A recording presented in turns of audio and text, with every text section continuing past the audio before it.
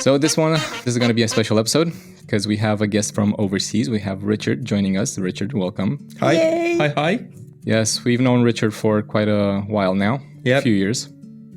We are so happy to have you join us on this podcast. The first one that we're doing in English, so that's going to be fun. Don't judge us. Don't. Yes, judge away. It's fine. And today we're going to be discussing creativity, obviously. But specifically, we're going to be discussing the cultural differences between Romania and the UK, more specifically England, when it comes to creativity. And obviously, before we get to that, Alexandra has a rapid-fire questionnaire for you. Oh, dear. Are you ready? I'll do my best. Okay. So, are you a creative person, Richard? I think the answer has to be yes, but... No, it doesn't have to be. I think it has to be yes, but it's more like it's I think it's more like self-built. Yes, it's like something you grow into. I think it's not something out of the gate. It's something you grow into. Okay, good. What does it mean to be creative? Well, I think there's a textbook answer, there's a proper answer, and then there's a human answer. And I think the difference between the two is that what it means to be creative is maybe, I guess, thinking a little differently about a certain situation. But I think the core of being creative is properly understanding the challenge that you're trying to be creative about, whether it's decorating your child's bedroom, whether it's making dinner for the family, whether it's making a business transformation of something really important. It's the definition of creativity. What is creativity? It's really reflective or an output of whatever the problem or challenge was in the first place. Cool. Do you think creative is a talent or a skill? Maybe a blend of both, like a bit like the human brain is like this logical brain and creative brain, and you have your natural brain, your reptilian core brain system. I think the same. Like they always say that, don't they? They say about nature and nurture, like when you bring up kids, whether they're Lionel Messi out of the box or whether Lionel Messi became Lionel Messi through training. I think everything is a blend. It's like everything in life. You have sweet and sour, hot and cold. So it's like, but I think you can become better at it. I think because human or creativity in my book anyway is all about getting, as I say, to the core of the problem. And to do that, you need to develop your techniques of how to get to the core problem. So I think it is a mechanic that you can, like an engine, you can tune that, you can improve that, you can make that better. You're not just brilliant out of the gate, is my feeling. Mm-hmm. So you've answered the next question, which it was if you can learn creativity, but okay, you learn it, you nurture it, but can you lose it also? I think that's a really good question. Yeah, I think you can. I probably not, it's not in a percentage scale, not down to zero, but yeah, you can certainly lose your polish or lose your relevance or lose your feeling, your synthetic touch to the situation.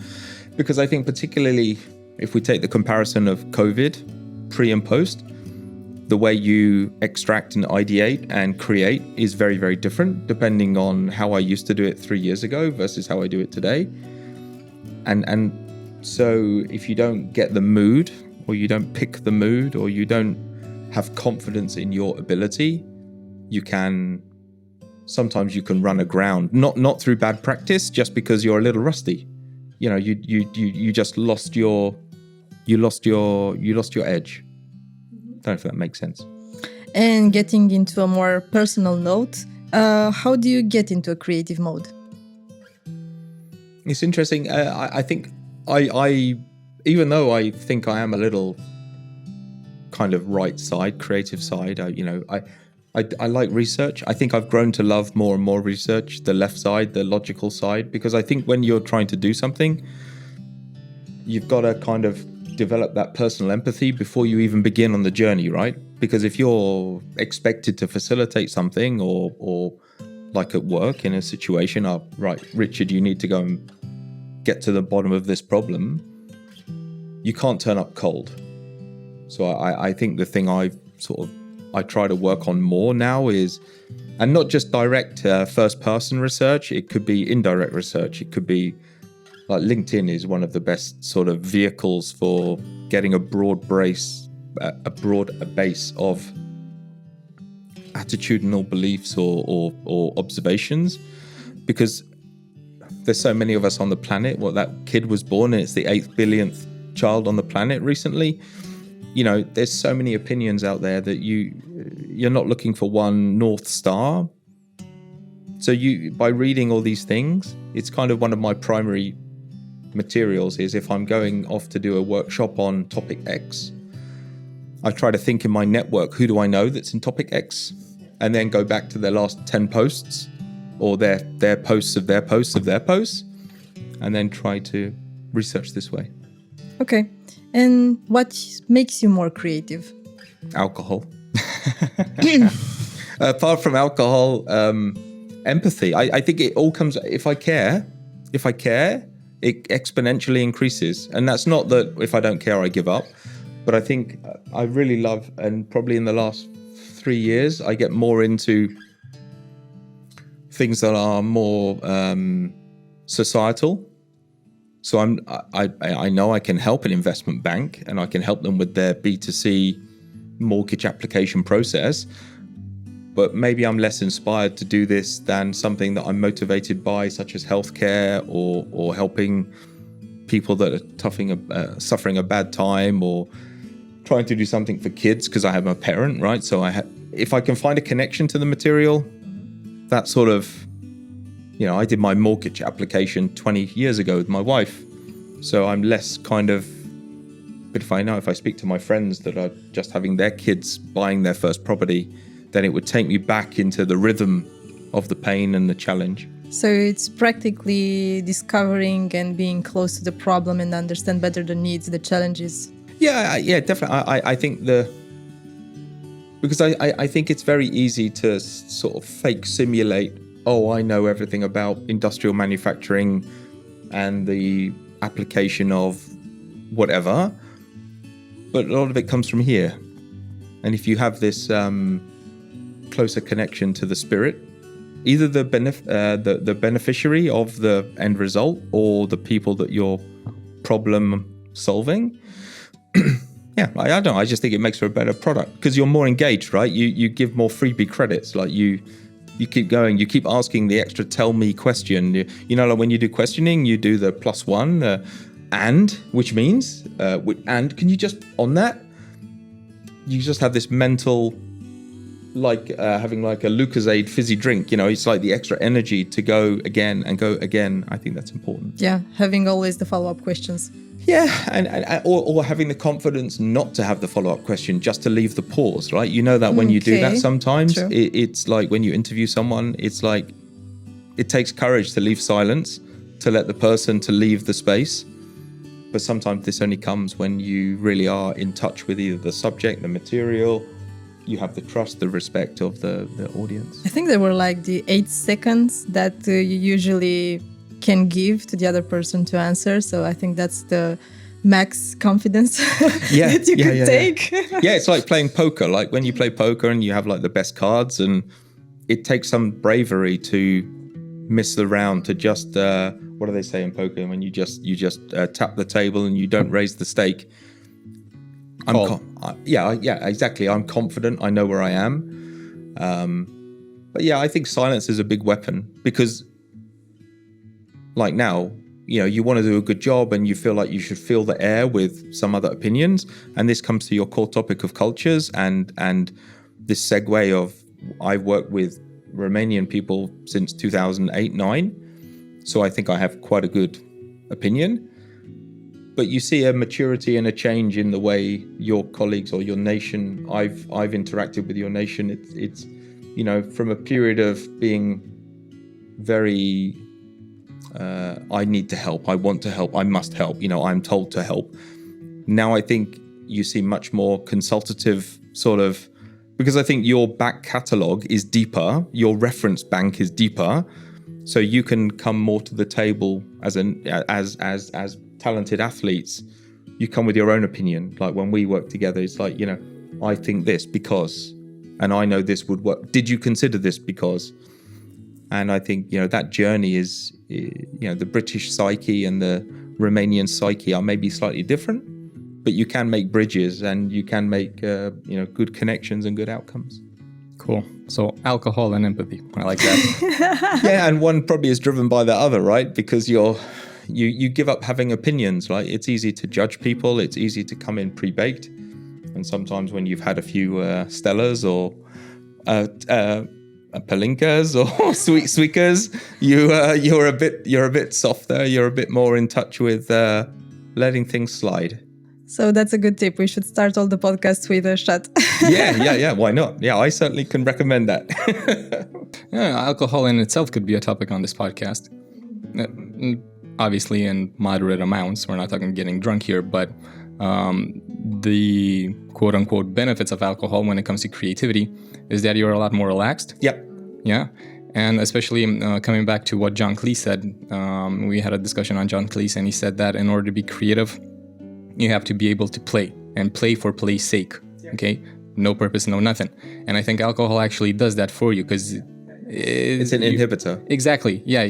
No inhibitions, no nothing. You can allow yourself to say things that are wrong or silly or anything. But that kind of thing, Costin, I think needs to also happen in a safe environment where what happens on tour stays on tour. Exactly. Not going onto a podcast for many hundreds of people to watch.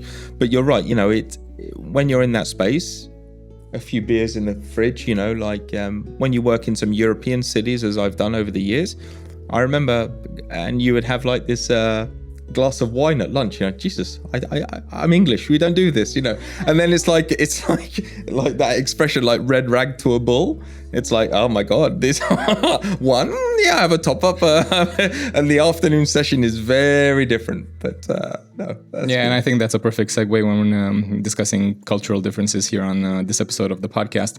When we came up with the idea of cultural differences when it comes to creativity, the first thing that popped into my mind was the differences, and especially for us three, because I think we're the perfect example when it comes to our schooling. Because obviously, okay, you're British, primary school, high school, everything, all of your schooling was done in the UK and England, right? I know you went to college in Leuven or near Leuven. Yeah, I'm just not an academic. So I finished school at formal education at 16, and I went to a vocational college. So for 2 years I studied, and the thing I studied was hospitality. And that was just an opportunity to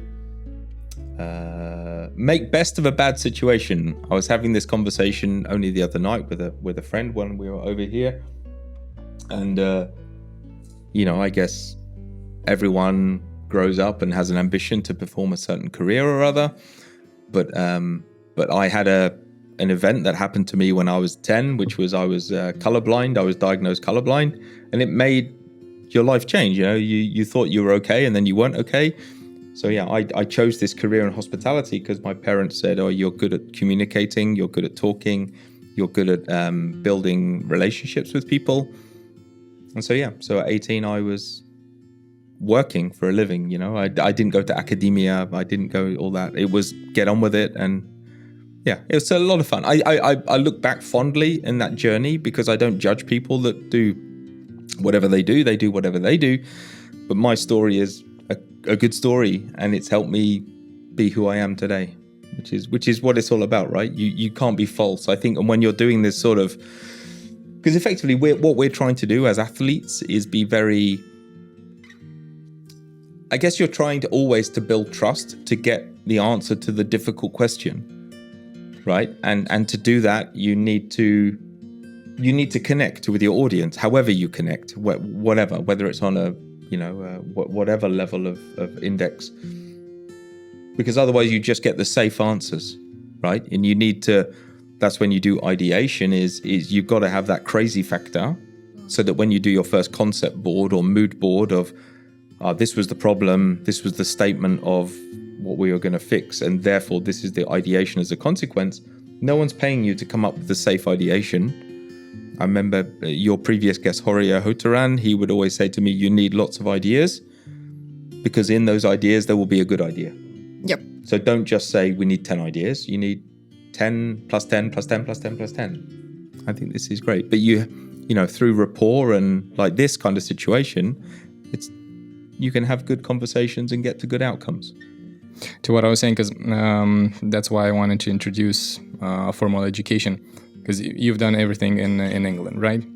My experiences, primary school and high school, were done here in Romania, but for my bachelor's degree, I actually did it in England, in Canterbury Christchurch University. Nothing to do with church, religion, anything. It was built on an old church and they kept the name. Okay. And my master's degree, that was in the Netherlands. So I have a split experience. So my upbringing was here in Romania, but then I got to evolve and learn new cultures and everything abroad. And Alexandra, somewhere in between as well, because most of your education was done here in Romania, but you went to Paris for 6 months with Erasmus? No, in France, in Grenoble. It was for 6 months with an Erasmus scholarship. Yeah. So I was just curious, because we had this discussion about how school kind of destroys creativity in children, and we did it with Gigi, if I'm not mistaken. At the beginning. And we were kind of split. Yes, school kind of destroys creativity in children, but it's also a beneficial thing. So I was just wondering, and especially because we discussed, and there was a study done in the 60s by a guy named George Land, and he found out that creativity actually decreases. So for us adults over 18 years old, we're only 2% creative. At 5-year-olds are actually 98% creative, and it decreases as you go on. So I was curious, in your experience, is that the case in England? I mean, how would you see the school system there? Is it pro, not necessarily pro or against, but does it encourage? Yeah, is creativity encouraged? Yeah, and I probably, if my kids watch this, they'll be saying, "Oh, why did you say that, Dad?" But yeah, so I have, just for reference for other people, I have a 18-year-old son and I have a 13, almost 14-year-old daughter. So yeah, they're right there. I mean, but I think each of them, they would always say, "Oh, we're not creative." But I think some of that comes from self-confidence or whatever. But the schools, rightly or wrongly, I think the schools have given them enough sort of projects and opportunities to be creative. I think it's whether or not the child maybe takes that on to the next level. So my son, I have a godson, and he's more like creative, like an art student. He would do that. So he sort of took it and embraced it and ran with it. Just a natural creative, I suppose.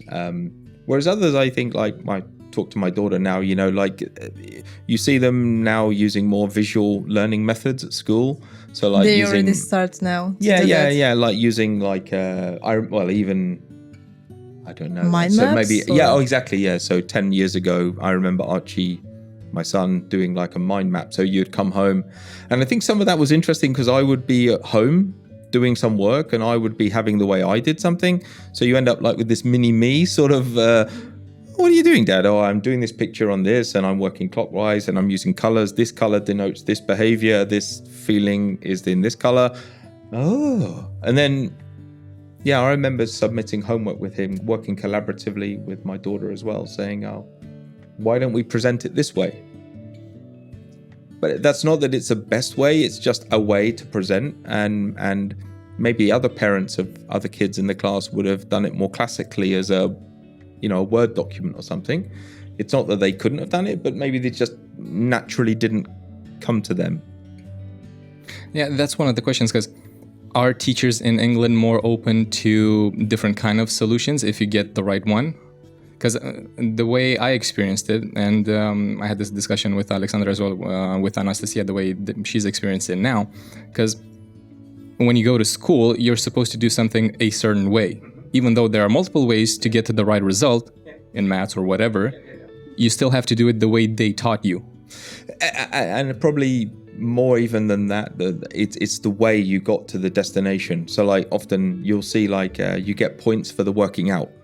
Right, you get points for, so whether you got the right answer, the answer is 12 or the answer is 10 or the answer is 8. It doesn't matter what the answer is. It's what was the connected journey? Can you show me your workings? Can you show me your thought process?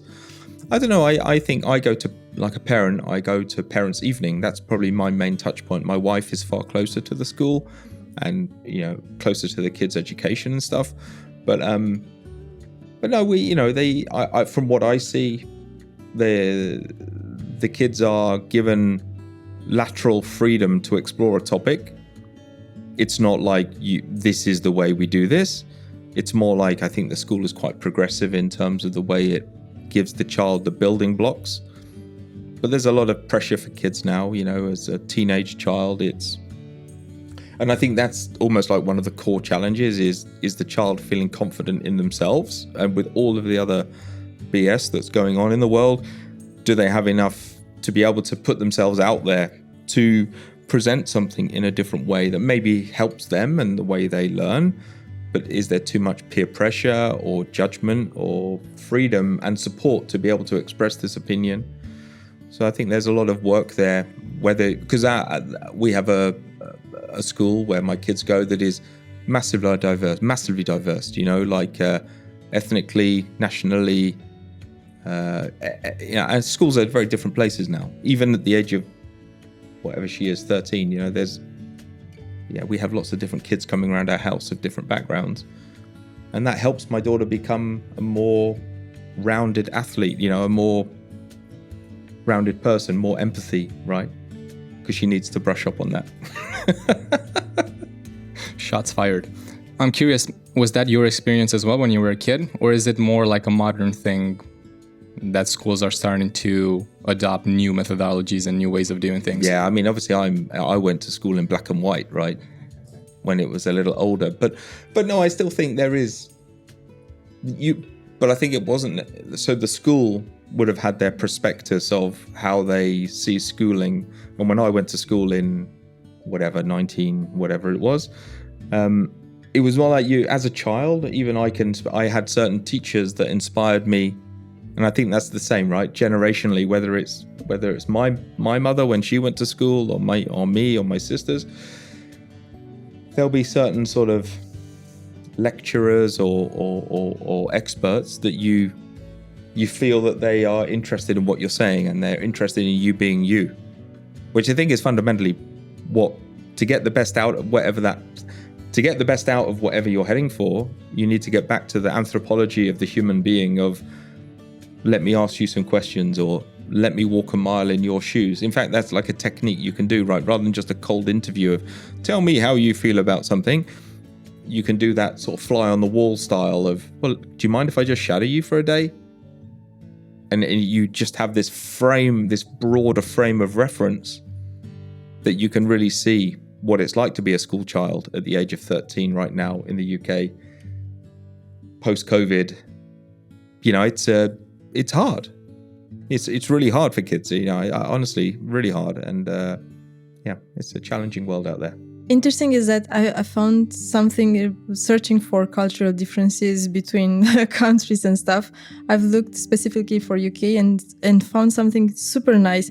We are committed to ensuring that children and young people of all ages can be creative, no matter where they live, where they go to school, and where they spend their free time. And every time when I'm going to a different country to visit, especially in UK with the Natural History Museum in London, it's super experiential. You go there and you really have a full experience. Kids can try different stuff. They can understand how physics and chemics and everything else goes just by trying by themselves stuff. While if you go into a museum in Romania, you're going to see the exhibit and that's it. Look but don't touch. Yes, exactly. But some of that might come from like private funding, right? Because like now you can go to museums and this is presented in association with Barclays Bank, and Barclays Bank has obviously invested in the touch walls or whatever to make it more experiential. But no, I think, let's be honest, the UK is a rich nation. It's complex, but it's a wealthy state. It's a financial hub of the Western Europe, I would argue, even though maybe we lost our status recently with some recent political decisions, but we move over that. But no, I think it's a great place. It's a safe place. I think that's the thing, is that, you know, when I observe friends in America and stuff, I know they have a lot of challenges going on. And I think it's a good place for kids to grow. If I was growing up, it's a good country to grow up, right? Because I think you're allowed to be you. And I think what we see in the World Cup at the moment with all of this, Qatari and, your orientation type stuff, it can be complicated. So I think I asked this question only of you the other day about what that was like here. I think you need to let people be them, because that's the only way you'll be your best, is to be free. You know, it doesn't mean you're going to be brilliant, but at least you have the chance to stretch your legs and, you know, be a better version of you.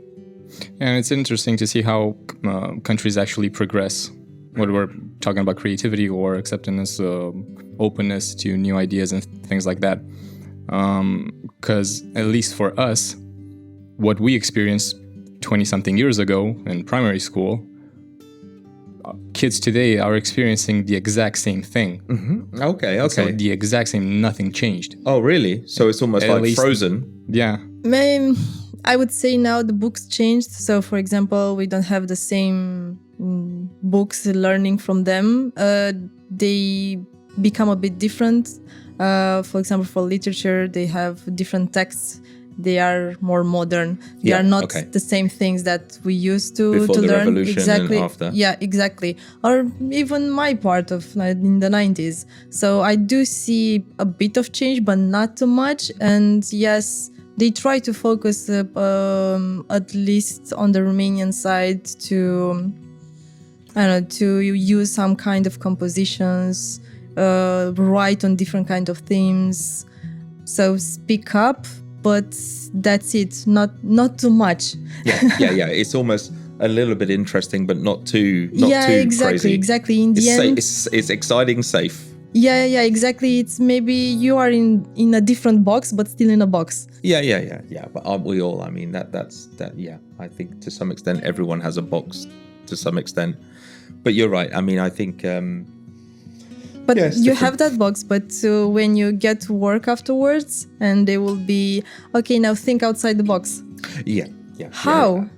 I haven't been taught to do that. Yeah, and I think that's a good point, really, because like you, as you say, you kind of live in this societal boundaries, and then someone is saying, "Oh yeah, but the sky is the limit." You know, whatever. You know, I feel uncomfortable. Like I can't do that. But yeah, you find a way, and I think the thing is it comes from experience. There's no substitute for experience. It doesn't mean that you can't innovate without experience. Of course you can. You can be creative without, because you need to be a pioneer, right? To do that sort of, as I said a few moments ago, no one's looking for the safe answer. Someone's always got to come up with that, let's make an electric car moment. You know, you need that, right? That didn't come from, well, it probably did come from some big academic study, but you know, but you still need the person that's going to say, I'm going to invest in that. Because that's life, unfortunately, is either about sort of like a political outcome, like doing good for society, or it's a numerical one. You know, it's someone makes money from something. So there's always these dimensions at the root of pretty much everything. Who's going to get rich from it? Yeah. Give and take. Yeah, exactly. But I think seeing the evolution in or seeing the differences, as I say, I've been lucky enough to work in different geographies over the years, whether it's one side of the Atlantic or the other side of the Atlantic, or down to the south of South Africa, or all the way up to the north of Norway and Helsinki and whatever, you know. These, you see a very broad, but people, like, I think almost like you see the left brain, right brain, stem brain thing as you move around the sphere, because when you're in the romantics, like the Italian or Iberian sort of country, it's all about flamboyance, it's all about expressionism, it's all about, you know, not cliche, but it's all about, you know, they get it, they feel safe in this sort of, we can do this. Whereas you're a bit British, it's a bit and then you maybe go to more, I don't know, like safe solutions. Like Swiss, or you go to like Switzerland or something like this, like the very antithesis of like Oh no, that's a bit. Let's stay here. But no, it's fun, and almost you need this. To your point, you need like an external lens to come in to give the freedom or the path to ideate in a new way. You almost need this person who is a non-Romanian coming in to run a thing to say, I give you permission to dream, or I give you permission to. You almost need that outside lens to have that kind of courage, that belief that this is okay. How is your experience then on other continents? Yeah, as I say, I mean, I'm lucky. I did a few different countries over the years, and some are, as I say, they're really interested in the logic and the fact, and they really enjoy the reasoning. Others are more interested. Don't worry about let's just make a video. They just want the creative side. They're instantly in the outcome side. But I think the thing that unites them, and the thing that really is a challenge, is the like if you were to do like a bow tie, like when you go in your tuxedo, you have like the two sides and then you have the bit in the middle, is almost like the value piece, the value mechanic. Because you have to quantify, or whether it's qualitative or quantitative, you have to put a value on the ideation or the outcome or the whatever. And I think that's when you look at the world, in my opinion anyway, you can't just come up with a great idea and pitch it and it's going to get signed off. You need to have the logic behind the opinion, and that's like a fibrous that binds things. Have you ever experienced any cultural shell shock when trying to come up with ideas? When dealing with other nationalities? Like I did some stuff in Saudi, and it's not that you get, there's silence. It's more like you have almost like within the room, you have the hierarchy within the room. I can't do this until this person does this. It's almost like this sort of invisible barriers sometimes that are nothing to do with me, nothing to do with the session, nothing to do with the program. It's rather the way these people have been engineered for the last X years. And I don't pick on Saudi specifically. It's the same also in many sort of other parts of the world. I've been lucky enough, as I say, to do stuff in South Africa and India and stuff like this.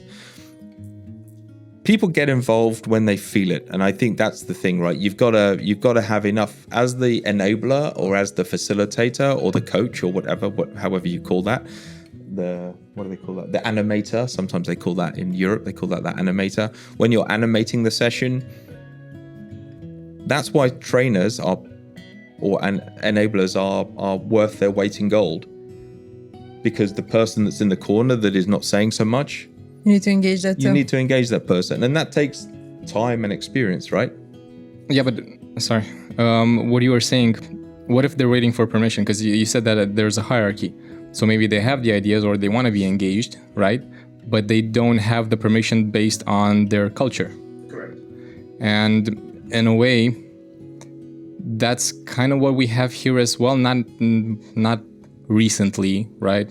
After 2010, I think we started to make a shift. Much, yeah. But when we were coming back to school, when you go to school, what does the teacher tell you? Pay attention.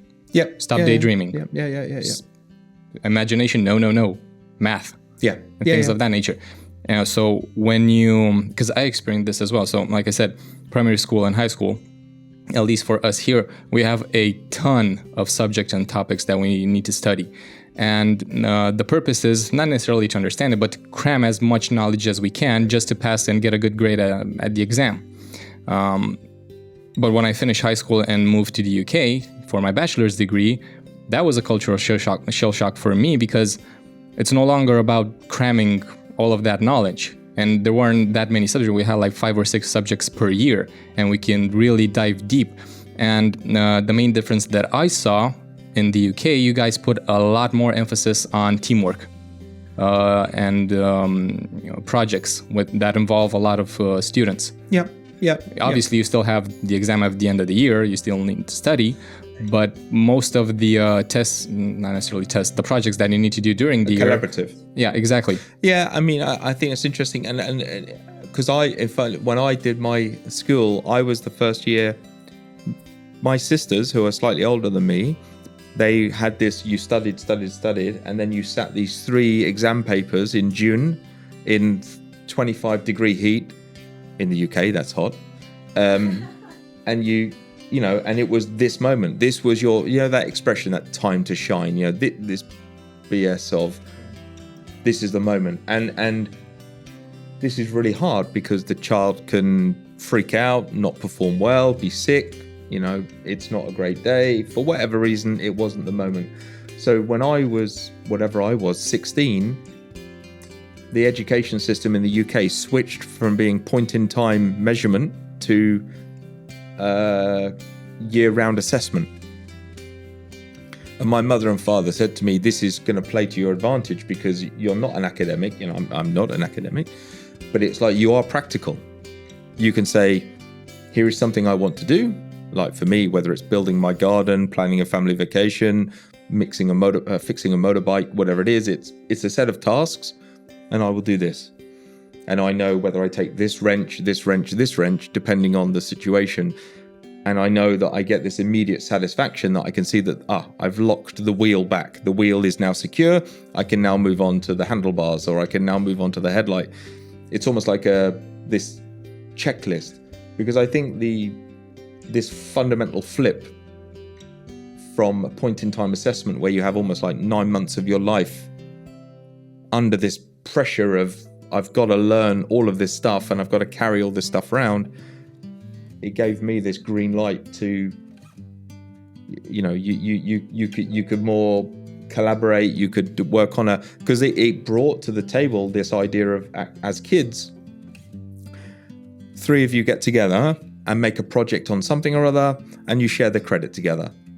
You know, so it promoted that very, very early age. It promoted that teamwork. Yeah, and you can't let Bobby do it all, you know, because it'll be obvious that Bobby does it all. You have to have Bobby, Dano, and Jimmo, you know, everyone play their role, and the teacher could see that because the assessment. Because I think, to your point about when someone's in the corner quiet, and maybe whether it's Romania or whichever country in the world, the UK or whatever, I think that's, as I say, it comes down to the craft of the person having the ability, like the school lecturer, having the ability to pull this person out of the corner, or the people that are the big voices like, guys, can we just take a pause? We're going to split the workshop at this point. Because they have that, you know, all those acronyms and expressions about like the loudest voice or the biggest voice in the room, you know, runs and bullies things. So you need to somehow have this empathetic way to, this person has a good idea, right? They work in accounts, they process the ledger, they deal with the customer success stuff. If you miss this voice out in your stakeholder map, it's critical failure. It's like almost like conscious incompetence. But that's something on the spot. But when you usually do your design thinking workshops and go all around the world, do you change the way you do and facilitate and your exercises, and you adapt them to the cultural differences? Yeah, you would definitely do that. Because I think the topic is not, this is it, right? This is the process. Whether you use the classical double diamond or whatever you want to call it doesn't matter. But you have to go through a process of exploration, then a confirmation of what the problem is we're trying to solve, which is the middle of the bow tie, before you then balloon out and you start doing your divergent, convergent stuff. But yeah, it's like when you play a round of golf, right? You take 14 golf clubs in your bag. That's what you do. I don't know if you guys play golf, but anyway, you have an allowance that the golf society, the golfing gods say you're only allowed 14 clubs. You can't have 44 clubs, you can have 14 clubs. That's the rule. But when you play your round of golf and it takes you a 5-mile walk up and down, bunkers, sand, short grass, long grass, thick grass, whatever, you might only actually use 7 clubs. Because those were the 7 clubs that were right clubs at the right time, because of where you struck the ball, where the ball landed, where the ball ran, the weather conditions, the atmosphere. And it's just like this, right? So design thinking or ideation for me is, okay, so I know where we're trying to get to. But yeah, I'm not going to have it so mechanical that we need to do A before B before C. It can be also that, like, when you grow in your confidence and the room, you're reading the room, you're like, they wouldn't respond well to a technique C. I'm going to jump to technique F. Because they're an audience that needs an F. They don't need a C, they need an F. And also maybe the numbers are dropping, or I've got suddenly, like, you can't do, sometimes it's hard to ideate where you have too many people and you get too many opinions, and then you need to do a technique that is more about clustering rather than a specific ideation. It's more like synthesizing, because when you do that sort of work, as I say, the bow tie, the left side is all about the thinking, the research, the whatever. In the middle, it's then the patternation and the synthesis. What have we sort of picked up? So therefore, this is the common consensus. Before then, on the right-hand side, you then go off and you do whatever it is you're going to do. But yeah, that takes some craft. That's not something that you can't be flipping the textbook. You can, but it's not advisable. So you make almost like scenario maps. You say, I think we're going to definitely do these 5 things, but I'm going to flex this one or flex that one depending on what happens. And that can be the people as much as the conversation. And with the pandemic, you've changed it? Yeah. Because how can you see then the guy standing in the corner, how you get involved, because you need to pay attention to a lot more when you are online, for example. Yeah. I mean, my whole thing through pandemic has been very much less is more, right? Because I even now I have a role now where I'm working and I'm saying, right, we'd do 3 sessions of 45 minutes rather than 1 session of 90 minutes. Because as you say, people don't concentrate. No one can. In Zoom or Teams, they just tune out. And you can see them tune out. They tune out. And so that's why if you can, like the planning, the preparatory work that goes in, you say, right, guys, because for me, my style is very much acknowledging the contribution of people, folding people in. So last time we were on this call, Costin, you brought up this thing. On this call, this 45 minutes, I want to go a little deeper in what Costin said about such and such. It doesn't mean that Costin monopolizes in the conversation. It just shows to the people that, he does listen. And then we can go deeper. And the reason I want to explore this is this. But also this humility of, because I'm doing this thing right now for a project I'm working on. And no one knows everything about everything. So you have to have the intelligence and the craft to be able to fold people in to say, and what does that mean for you? Or in your experience, how was that? But yeah, you've got to pick, like, back to the golf thing. I'm a bit of a sport guy, but you have to have the confidence to know. And sometimes, like, around the green, you can say, well, actually, I'm going to take an 8 iron, which is an elevated club. I'm going to take an 8 iron. I know the textbook says I should take a putter, the straight bladed club, but I'm going to take the elevated club because I trust in myself that me, the ball, the grass, the condition, the wind, and you hit your shot and you get the outcome you wanted. And if you didn't get the outcome you wanted, you at least were accountable for this. Whereas if I just took the putter and played it safe, no one, you kind of never get anywhere for being safe. Too much science in golf, that's why I'm not playing. Sure, nothing to do with the money. No, not at all. Cool. But do you think that UK being such a multicultural place, do you think that actually helped you in the way you deal with people from all around the world? Yeah, well, yeah, I think so. But part of that is my parents, which we were a traveling family. That's it. End of. My mother and father worked hard when I was young. And my sisters and I, back in 70, 80, we were just thrown in the back of the family car, no seatbelts, just in the back of the car, all of the baggage. And my dad would say, right, we're going. And so, where are we going, Dad? I don't know. We're going to France. Perfect. And then you would just explore. And I think this is then something, this came as a core belief system because I knew no different. So it's the same with my kids. Okay, maybe a bit more controlled, but the ability to try and explore and learn and see and touch and try, whether it's food or experiences or viewpoints or perspectives, and making the time to engage people, right? There's no point going on holiday. Like, I come here to Romania for a few days to see some old friends, but I also met some new people and I learned some new things and I tried some new things. And you can either be safe and stay with what you know, or you can try. Yeah, you're not always going to get it right. You're going to pronounce the names wrong, as my famous bad pronunciation of Romanian names. Whether it's a metro station or whatever, I have.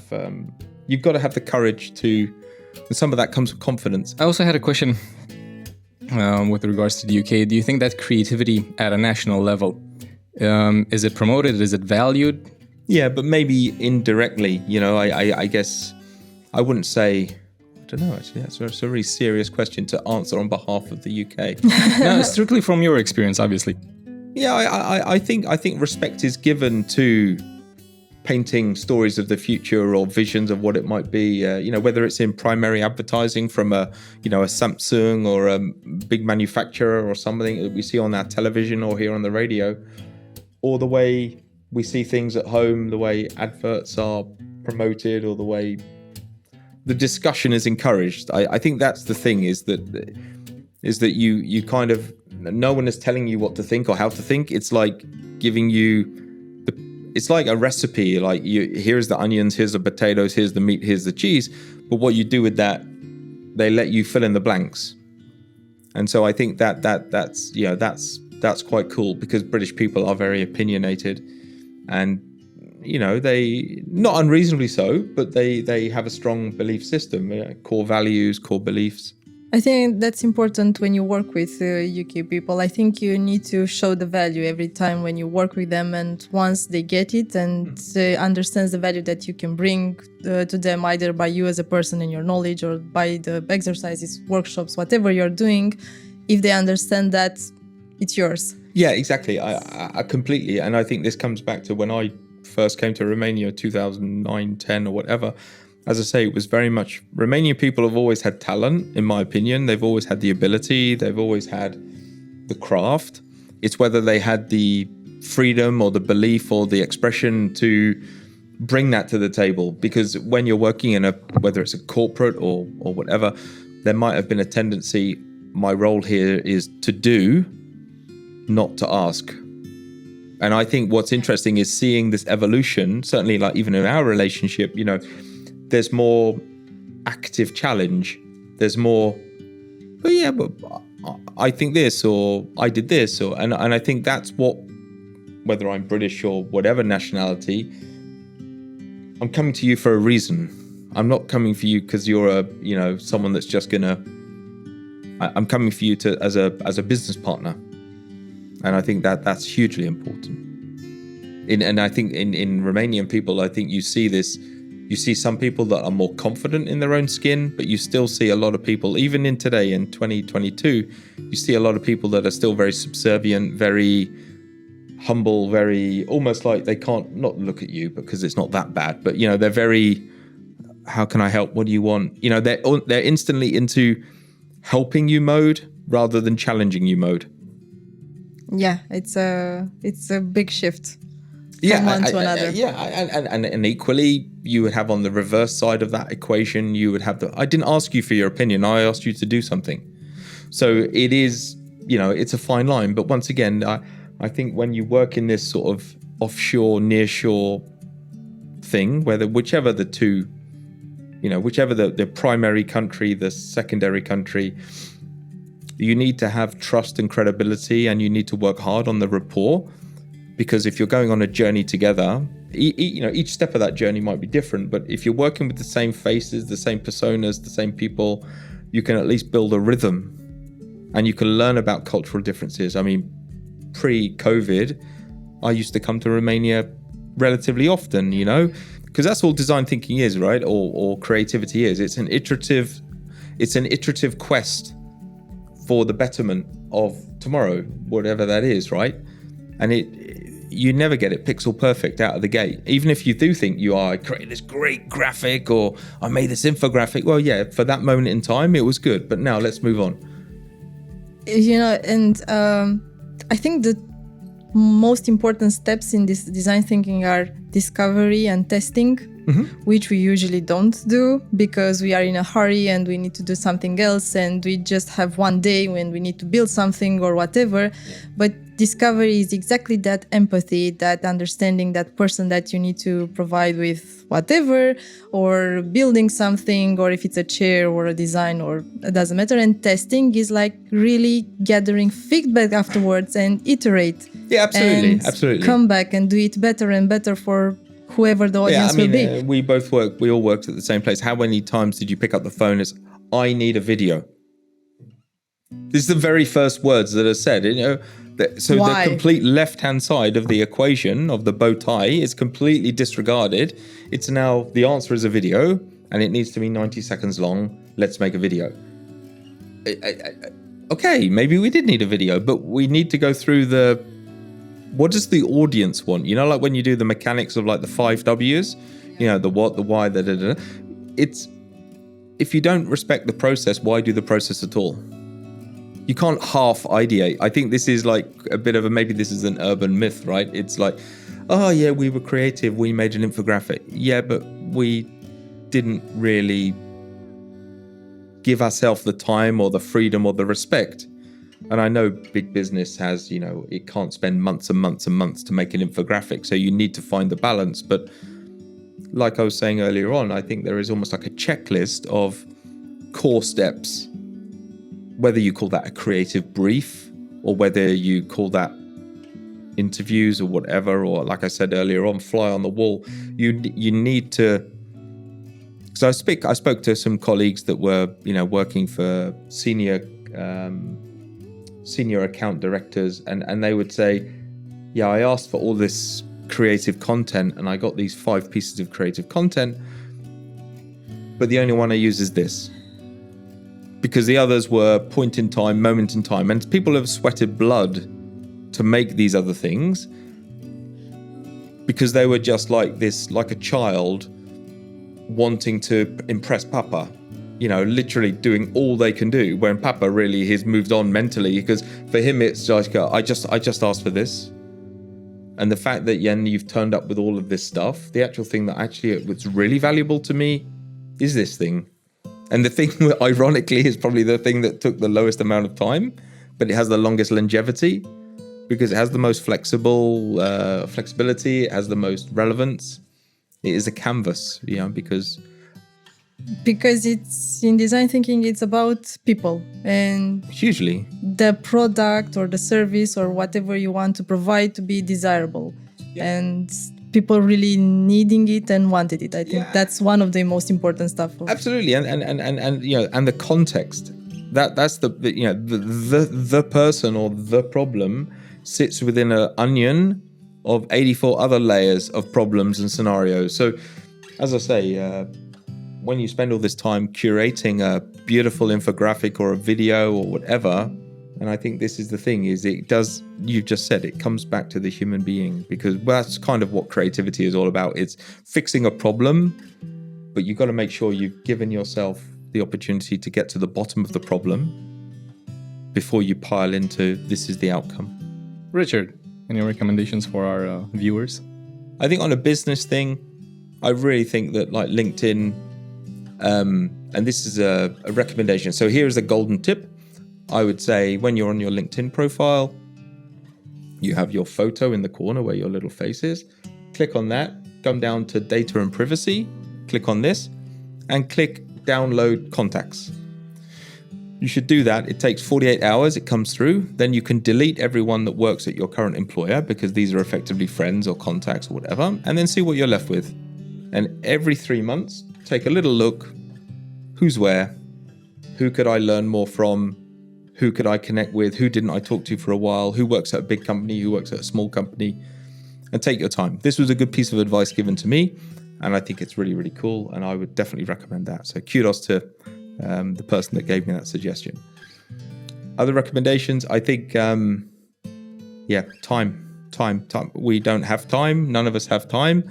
But try to respect time. I think the pandemic made me put time aside in my diary to respect other things, whether it's walking, getting some air, spending some time, because it's so easy to work in a home, in a bedroom by yourself, and you work from 8 a.m. till 8 p.m., particularly like Eastern European time. You have this pressure to work British time and European time. So my tip for Romanian people, don't do that. Finish your day at 3 o'clock, because that's when your day... 3? That's when your day is 3, right? Because then that you or 4 or something, make sure you don't go past the arm on the clock, because otherwise... So respect time and have time to think, time to explore, time to make notes, journal things. I showed you even myself, like the accomplishments I've done in the last 10 days. Not that I'm a hero, but it's good to have this journal that you can look back and say, I did this. It's not like a stream of Slack messages or a stream of emails. So time, there you go. So some data advice and a time piece of advice. Awesome. Thank you. Alexandra? Well, I looked for something British, so I gave the Mr. Bean one, the animated series. I was telling you yesterday also that Anastasia already started to look at them, and I was like, why do you look at Mr. Bean? It's nothing in there. They don't even talk. It's like, and doing stuff. Yeah, but they're funny. Just look one episode with me and you'll see. And we looked and I never get out of the couch, and it was really, really nice. And I think it's a creative way to make people laugh and play and bring humor into our lives. Absolutely. Yeah, very good. Yeah, Rowan's a very talented man. Very talented man. And you? And me, since it's the holiday season, you should definitely watch How the Grinch Stole Christmas with Jim Carrey. Okay, that's a good one. The absolute perfect film. How many times you've seen that? Oh, way over 50. And I seriously, I'm not even kidding. It's my all-time favorite movie. I watch it every holiday season. Very good. And it's just perfection. And the thing about it, it's not just comedy. Obviously, you'll laugh a lot because it's Jim Carrey, but it has a lot of heart and soul. The message of the film is awesome, and you should definitely... Have you seen it? No, I don't think I have. I will check it out. Maybe I can even download it for the flight on the way home. Okay. Definitely do that. Cool. And with that, I think we're done. Thank you for your time. It's really great to meet. Thank you, Richard. Thank you for your time. Yeah, cool. Well, till the next time. Yep. It was great having you. Thank you. Thanks. Bye.